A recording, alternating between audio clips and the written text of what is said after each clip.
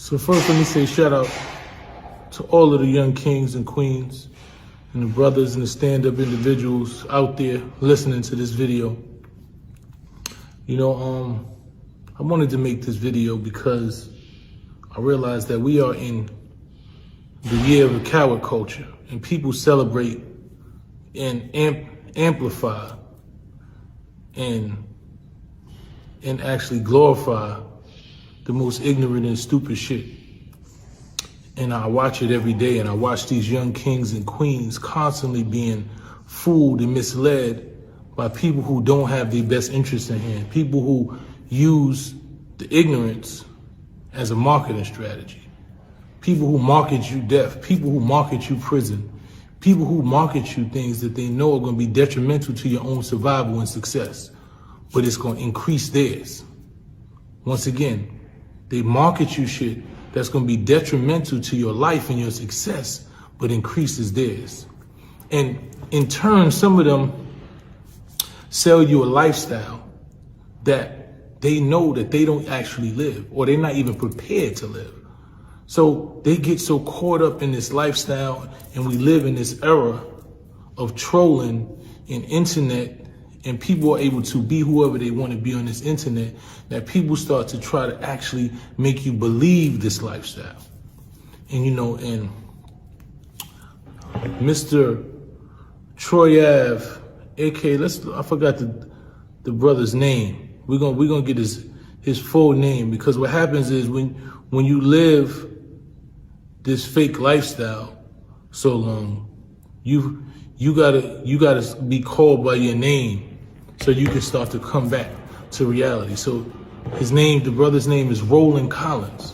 So Rolland Collins is one of those individuals who has lived this fake lifestyle for so long and sold this fake lifestyle to the public for so long that it actually caught up to him. And before our very eyes, we were able to see that it didn't make sense. We were able to see that, first of all, not only didn't the lifestyle he tried to sell us, or you, because I never brought it, but try to sell to these young kids, not only did it make sense, he wasn't even built for the lifestyle that he was trying to sell, right? So first and foremost, I do not advocate for any criminal activity. I live that lifestyle. None of us are perfect. I come from the streets, so I would never advocate for these kids or try to promote or market the streets as it's something to glorify, right? The street life. When I lived in the street life, it was out of a sense of desperation. You know, we've all made mistakes. You know, I was incarcerated for cab robberies that I never committed.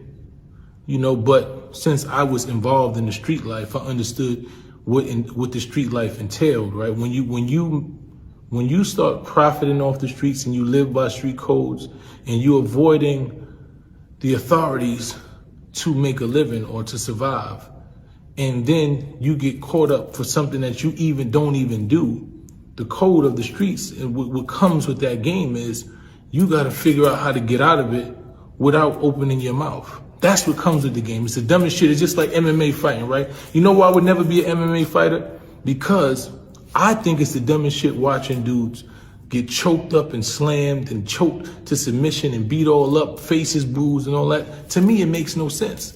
But when you sign up for MMA fighting, you can't call the police when somebody beats you up, right? You damn near die. You can damn near die. And you can't call the police because that's what you signed up for, right? You know the new smacking game that they got where people get their head damn near smacked all the way off their shoulders? I think that's the dumbest shit in the world. And that's why I won't sign up for it, right? Because I can't see me sitting there letting somebody smack me till my face is purple and I damn near got another head on my face and concussions and smacking me to sleep and I can damn near die. It's the dumbest shit in the world. I can literally lose my life doing some shit like that. So I would never sign up for it. But the people who sign up for that, when they get smacked into a concussion if he die, he can't call the police or press the charges on that because that's what he signed up for. So just like those situations I just gave you, in the streets, when you sign up for what comes with the streets, you know that you could die in the streets. You know that jail comes with the streets. So when those things come around, you can't then go to the police because you profited. You signed up for the shit that come with the streets. So you can't go to the police now. So when you decide that as a man, I made a conscious decision that I'm going against the law. I'm a profit off the shit that comes from the streets. I'm gonna market the streets to these kids. I'm gonna sell that I'm Harry Potter and I'm Tupac and I'm Nupac and I'm all of this gangster, not even gangster, because for me, gangster is taking care of your kids. Gangster is doing the shit that's positive. But I'm this big thug and I'm the toughest and I'm all of these things. When you start marketing that and you profit off of that lifestyle, to then decide that you want to utilize the police to settle disputes that you start is cowardly. It's not about crime, it's just being a coward, right? Because a man is supposed to stand on what he's standing on. If I say this is what I am, then that's what I am. I'm not just that when it's good for me, I'm that when it's bad for me too. So Mr. Rolland Collins sold you this lifestyle being Harry Potter, right? He sold you this lifestyle for years and years. And it's not really personal. See, I take it personal. I started to take it personal when, right? Because we all, it's a marketing strategy. You're artist, you're a gangster, you're tough, you're a thug, you're all these things. But the minute that reality catches up to you, right? And you cause somebody to lose their life, you almost lose your life 2 times, and you still trying to promote that lifestyle like it's some good shit, you're a clown to me. That's when it becomes personal, right? I personalize it because I know these kids are watching you and they don't have the discernment to understand that shit you talking don't really make sense. Just like when we look at 6ix9ine situation. He sold all of this shit and then a few days ago we watched him get beat almost to a pulp because he wasn't who he said he was. He never was who he said he was, but the internet and these kids that follow him believe that he was somebody else. But we knew he wasn't, and then eventually that lifestyle catches up to you. So that's where my situation, and the dislike came not for Rolland Collins, but for the lifestyle he was trying to portray. So he's made this video about me and it's funny and all of these things, and it's cool because when you're a comedian and you're a joke, people laugh at your jokes. But the serious part of this is the lifestyle that he was trying to sell, he wasn't built to deal with, right? They almost took his life 2 times. And he talking about he won. What did you win, beloved? You caused your so-called friend that you say is your friend to lose their life. What did you win? Family members and the mother of those family members will never see their son again. What did you win? Explain to me exactly what you want. You talk about my mother being in the hood. Your mother's mother's definitely not gonna be in the hood because she's gonna probably have protective custody for the rest of her life. You're gonna probably live looking over your shoulder. You can't even walk outside comfortably. What have you won, beloved? Like, let's be realistic. These kids are watching you. You went on a stand and you told on a man that you initiated conflict with because you weren't willing to deal with the consequences that came with that conflict that you initiated. What have you won, beloved?